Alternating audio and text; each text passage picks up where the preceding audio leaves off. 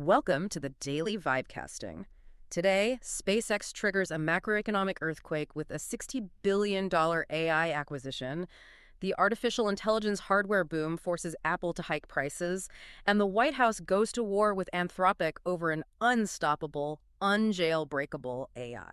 Yeah, we are seeing some absolute chaos on the wire today. We really are. You are tuning into the raw data shaping the markets and the culture right now. We are here to cut right through the noise, skip the consensus, and really analyze the second-order effects of these massive trends. Right, because we aren't just looking at the headlines here. We are tracking where the capital's actually flowing, who's getting squeezed out, and how these, technological leaps are actively reformatting the physical world you interact with every single day. Exactly. So let's just start with the macro shockwaves coming out of Elon Musk's empire today, because the sheer scale of the capital movement here is it is unprecedented. It really is. We have to look at the data dropped by the handle at CB_Doge. They posted a clip of NVIDIA CEO Jensen Huang, and in this clip, Huang flat out states that his favorite enterprise AI service right now is Cursor. Which is a huge endorsement. Right. He actually revealed that 100% of NVIDIA's engineers are now assisted by AI coders. But here is the context bomb that changes the entire landscape. This praise comes right on the heels of SpaceX acquiring Cursor for a staggering $60 billion. I mean, to understand the sheer gravity of a $60 billion price tag for a coding tool, you really have to look at the mechanics of what Cursor is actually doing right now. Yeah, it is not just some autocomplete plugin. Exactly. This isn't just an autocomplete tool for software developers anymore. It's not just suggesting the next line of code for you. The handle at Cursor_AI just announced their new update today, and it fundamentally changing the definition of labor. Oh, wow. Yeah. They are now running autonomous cloud agents in parallel. Okay, wait, break that down for us. What does an autonomous cloud agent actually do when you close your laptop for the night? Well, it does exactly that. You prompt these agents from your phone, you close your laptop, and they just go to work. They just keep going. Right. They independently write code, they spin up testing environments, they hunt down bugs, and then they actually submit pull requests with video demos of their work while you are fast asleep. And for anyone listening who isn't living in GitHub every single day, explain the real significance of a pull request in this context. Sure. So a pull request isn't just an email saying, hey, here is an idea I had. Right. It is a formalized submission of finished, tested work into a company's central software repository. Right.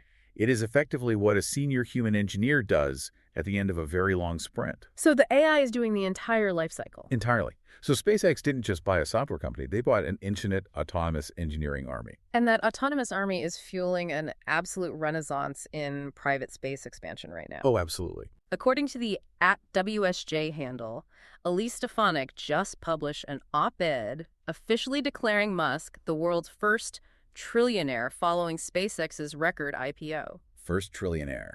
Let that sink in. It's wild. She frames this as a capitalist golden era where a private company is generating thousands of new millionaires and driving American space dominance. And, looking at the data, the privatization trend is just undeniable. Yeah, the government is fully on board. They are. We see the @NASA admin handle, Jared Isaacman, officially endorsing Eric Schmidt's privately funded Relativity space mission to Mars. Which is a huge shift. Right. And we even have the main @NASA handle actively promoting commercial in-orbit servicing. They are partnering with Catalyst Space to physically boost the orbit of the Swift Observatory using a robotic servicer. So the government is essentially handing the keys of the cosmos over to private capital. Because private capital now has the infinite AI workforce to scale it. Right. But you cannot talk about that level of private scale without looking at the immediate second-order effect here, which is immense historic wealth concentration. Yeah, the backlash is starting. When you have a single individual crossing the trillion-dollar threshold, the political and regulatory backlash is just a mathematical certainty. I mean, look at the viral post today from @SenWarren. She is publicly demanding that her ultra-millionaire wealth tax be applied directly to Musk. Look, regardless of where you sit on the political aisle regarding wealth redistribution, as market analysts, we just have to look strictly at the math here. Exactly. Senator Warren's claim is that a 2 to 6% wealth tax on the ultra-rich is projected to yield up to $6.2 trillion over 10 years. She argues this could single-handedly fund a $351 billion universal child care program for all 3- and 4-year-olds in America. Right, so that is the political pitch. Yeah. But the market reality is infinitely more complicated than that. Right, and that is exactly what I want to challenge you on. Remaining entirely impartial to the politics of it all, how does the market actually price the risk of a wealth tax when the target's wealth is entirely tied up in illiquid, world-building stock? It is a massive problem. You have the Wall Street Journal framing this concentrated capital as the ultimate engine of innovation, but if a wealth tax passes, how does it actually execute? Well, that is quite literally the trillion-dollar question. Right. I mean, you can't just write a check for a percentage of $1 trillion when that valuation is locked up in the rocket sitting on the launch pad. Right. Or the autonomous AI agents currently writing code and the satellites in orbit. The wealth isn't sitting in a checking account somewhere. So they would have to sell. Exactly. If a wealth tax forces massive mandatory liquidations of that stock to pay the IRS every single year, you are introducing extreme forced volatility into the valuation of the company itself. You are completely changing the entire capital structure of these megacaps. But building that infinite autonomous software army requires immense physical hardware. It does. And that is where the software dream is suddenly hitting a brutal physical brick wall today. All this capital flying around AI is breaking the consumer supply chain. People are going to feel this one. According to the Spectator Index today, Apple CEO Tim Cook just told the Wall Street Journal that price hikes on iPhones, Macs, and iPads are, quote, unavoidable. Unavoidable because they literally cannot source the physical materials to build them at standard margins anymore. Because of the AI boom. Right. The hyperscalers, the massive companies building these AI data centers for tools like Cursor and OpenAI have essentially consumed all the available memory and storage chips on the entire planet. Okay, give us the underlying mechanism there. Why are these specific chips vanishing? Because we are seeing data that DRAM prices are up 4 times and NAND storage prices are up 3 times since last year. Why those components? Well, it is because of how artificial intelligence processes information. Think of DRAM as the short-term working memory of an AI model. Okay. When you ask a massive frontier model a complex question, it needs an immense amount of desk space, so to speak, to lay out all the variables and process the logic before giving you an answer. Yeah. That desk space is DRAM. And NAND. NAND is the long-term storage where the data actually lives. So to train these autonomous agents to write code or simulate physics, hyperscalers are basically buying up all the digital lumber in the world to build bigger processing desks. So they are stripping the copper out of the walls of the global tech economy. Exactly. It is a vicious macro squeeze. And that extreme inflation at the enterprise level is now trickling directly down to your pocket when you try to buy consumer tech. Yeah, a new iPhone is going to cost a fortune. But the larger, much more dangerous second-order effect here is how the central banking system reacts to this unavoidable structural inflation. And the data today shows they are reacting by stepping away from the controls. They are abandoning ship. Look at the report from at Zero Hedge. The new Federal Reserve Chair, Kevin Warsh, is officially breaking the fourth wall. He just announced the end of forward guidance. This is monumental. Yeah, explain that. For you listening, forward guidance has been the safety blanket of the financial world for over a decade. It's when the Fed tells the market months in advance what they are planning to do with interest rates so everyone can prepare. Right. It gives companies a runway. Exactly. And Warsh is tearing that blanket up. He is flat out telling the markets, stop trying to guess what we will do and start reacting to the incoming economic data in real time. Man, if you were running a mid-sized business right now, how are you supposed to forecast your costs for next quarter when the Fed is flying blind and AI is inflating your entire tech stack? You can't. He's pulling the safety net out from under the market at a time of massive geopolitical volatility. Because right as the Fed steps back, the global energy map is shifting. Dramatically. We have a massive report from the Akabisi letter today that the U.S. and Iran are discussing signing a deal as soon as today to open the Strait of Hormuz entirely toll-free. Which is, one of the most critical energy choke points on the planet. Exactly. And the stated goal from the U.S. is to stabilize global energy flows and bring down the exact inflation we just talked about. Right. But again, staying strictly impartial here, this is happening while Israel raises severe security reservations regarding Iran's regional influence. So you have a sharp, undeniable contrast between the U.S. priority of immediate economic de-escalation and allied national security concerns. Let's layer all of this together to see the true macro picture here. Yeah. You have unpredictable Fed policy. Yeah. You have skyrocketing hardware inflation driven by AI. and massive geopolitical maneuvers over energy straits. A lot of instability. When you combine those variables, traditional financial structures just start to shake violently. Yeah. The consensus tools that banks and governments use to project stability simply stop working.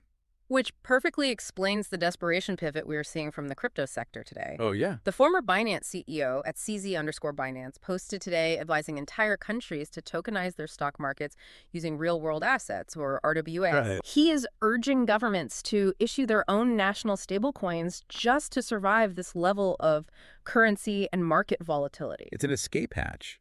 When he talks about tokenizing real-world assets, he means taking an actual physical share of a company or a barrel of oil or real estate and representing its legal ownership on a blockchain. So making it fluid. Right. It allows for instant, borderless trading without relying on the legacy banking system that is currently, buckling under inflation and shifting Fed policy. Are we watching the global economy get reformatted like a hard drive?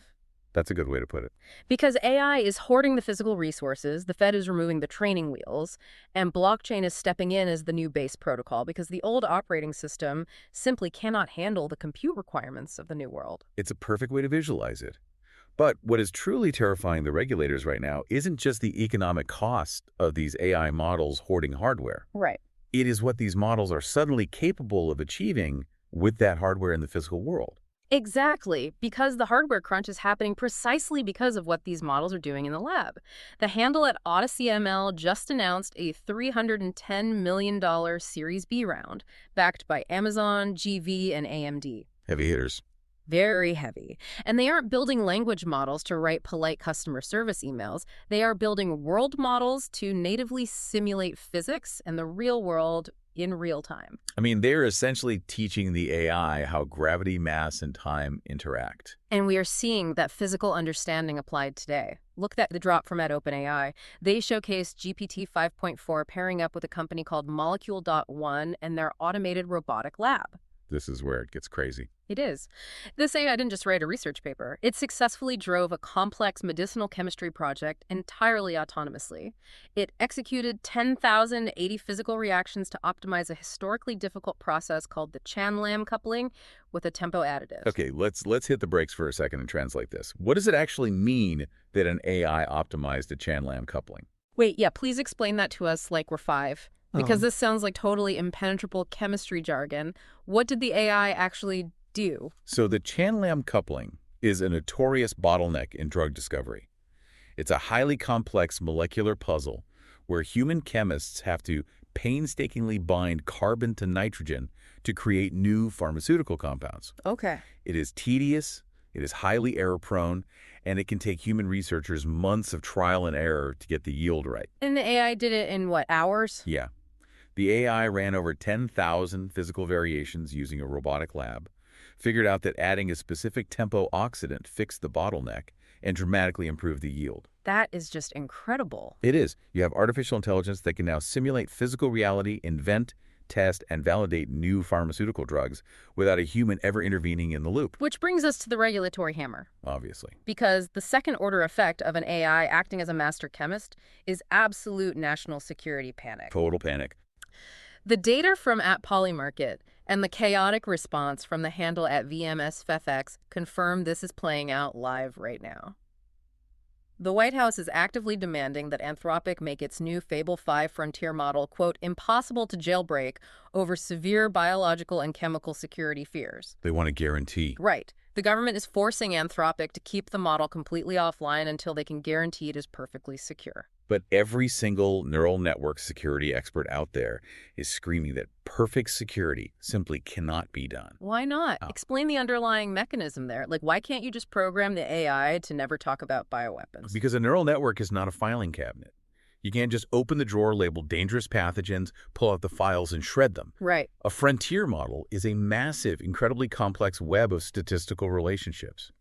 If you teach a model the deep underlying rules of cellular biology so that it can autonomously cure cancer or solve a Chan-Lam coupling, you have inherently taught it the rules of cellular biology needed to design a deadly bioweapon. You literally cannot separate the two. The knowledge is exactly the same, right? The intent of the user is the only difference. So the government is demanding a mathematical impossibility. Yes. And Anthropic is just stuck in the middle. I mean, just look at the wildly tone-deaf post from @ClaudEye today. Oh, I saw that. Yeah, while the White House has their flagship model locked down, they tried to distract everyone by announcing updates to their Claude design canvas, showing off how you can, drag and drop UI components for web design. And the users are completely ignoring the UI update. They are just furiously replying and demanding that Anthropic release Fable 5. Naturally. But I have to push back on your cynicism regarding the regulators here for a second. Can the government actually put the genie back in the bottle when enterprise users on the open market already know what these frontier capabilities can do? Wow. I mean, can you really regulate a model into non-existence when the market demand for automated drug discovery is this massive?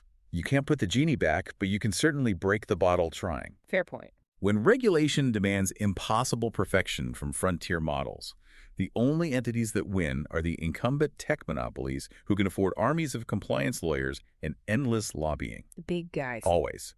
The open source community gets crushed, mid-tier startups get frozen out of the market entirely, and the actual cutting-edge innovation just moves offshore to jurisdictions with looser rules, or it just goes underground. And while the regulators are trying to freeze these frontier models in the lab over, hypothetical bioweapons, AI is already aggressively entering the meat space. It is everywhere. It is changing our daily physical lives right now. Look at the post from Y Combinator partner Tom Blomfield at @_Bloom. He is raving that he essentially no longer drives his Tesla. Yeah, I read this. He is using full self-driving 96% of the time and says the only time he physically touches the steering wheel is to navigate a weird, highly specific ramp in his personal garage. Self-driving cars have been the promise for a decade, and we are finally seeing the physical compute hardware catch up to the edge cases. But navigating a road is a bounded physics problem. Right. The rules of a street are relatively fixed. The real shockwave today is how that exact same philosophy of overwhelming computational power is being applied to the human body. Which brings us to the most surreal sci-fi story on The Wire today. This one is wild. The handles at Eltrine and at Culture Crave are reporting that Midjourney, the company famous for generating AI art and deepfakes, has just announced the Midjourney scanner. Which is a massive pivot. It is a massive pivot. It is a full-body ultrasonic CT device. It uses 8,960 transducers arrayed in a water-filled ring. You get in and it creates high-fidelity, completely radiation-free 3D maps of your internal organs in just 60 seconds. 60 seconds. Yeah. They are claiming it maps 25 distinct organs with MRI-level detail, and they plan to open actual Midjourney spas in San Francisco by 2027. Yeah, think of it like a submarine using ultra-high-resolution sonar, but operating entirely inside your body, turning acoustic sound bounces into 3D organs. And this is where I am just incredibly skeptical. Really? We are talking about an AI image generation company pivoting to FDA-approved medical hardware. I mean, what are the actual second-order effects here? Is this a legitimate medical breakthrough that is going to democratize preventative healthcare through sheer computational brute force? Whoa. Or is this absolute peak tech hubris where Silicon Valley thinks it can treat complex life-or-death medical diagnostics like a casual trip to a sauna? So you don't buy the sonar analogy? I mean, you are submerging people in water and using sound waves to diagnose disease based on the same kind of neural networks that currently struggle to draw human hands correctly. Okay, that's fair. But let me challenge that disbelief with a specific connection to the underlying mechanics we've talked about today. All right, go ahead. If OpenAI can autonomously map a complex drug molecule running 10,000 chemical reactions, and Tesla's AI can navigate a chaotic city street flawlessly 96% of the time, why couldn't Midjourney's massive compute cluster map 25 organs using sound waves? It's a valid question. Are we underestimating the transferability of AI compute? If the neural network understands how to process complex signal data into a 3D image, does it really matter if that data is a photograph, a street view, or an acoustic bounce off a human liver? It matters entirely when you cross the regulatory threshold of the FDA and the medical establishment. Why? Well, the transferability of compute is real. Right. We see that with Cursor autonomously writing code and Odyssey natively simulating physics. But biological ground truth is not a software repository. Right. If Cursor writes a bad line of code, the program crashes. You just fix it. If Midjourney's scanner hallucinates a shadow on your acoustic scan, it's a completely different reality. The stakes are higher. Infinitely higher. A false positive on an AI-generated image is a funny meme on social media. A false positive on a full-body ultrasound creates a cascade of unnecessary, highly invasive medical biopsies. That makes sense. The gap between mapping acoustic data brilliantly and legally providing a diagnostic health reading is a massive chasm of liability. And navigating that liability is clearly going to define the next decade of technology. To quickly recap the absolute whiplash of the data we've covered today, we started with SpaceX creating a $1 trillion macro shockwave by buying an autonomous AI coding army. Yep. We explored the physical reality of AI hoarding chips, breaking the global hardware supply chain, and shaking the Federal Reserve into abandoning forward guidance entirely. A lot of volatility. We watched the government demand mathematically impossible security from chemical inventing models, and ended with an AI art company trying to run our medical scans in a high-tech spa. It's been a day. And based on the Fable 5 standoff we're seeing with the White House and Midjourney's pivot into medical diagnostics, I have a prediction for tomorrow. Let's hear it. Tomorrow, we will see a massive regulatory clash. As AI companies push aggressively out of the software realm and into physical biology, expect the FDA and the White House to panic. Just a total freeze. Exactly. They're going to issue emergency guidelines that end up freezing those mid-tier startups we talked about, ultimately allowing only the trillion-dollar giants with massive legal teams to consolidate the physical AI space. So think about your own industry right now. If the underlying resources, the massive memory chips, the global energy supply, and the fierce attention of government regulators are all being sucked into these massive autonomous tech systems, how do you position yourself for the shockwaves? You better stay sharp out there. Keep watching The Wire. Goodbye.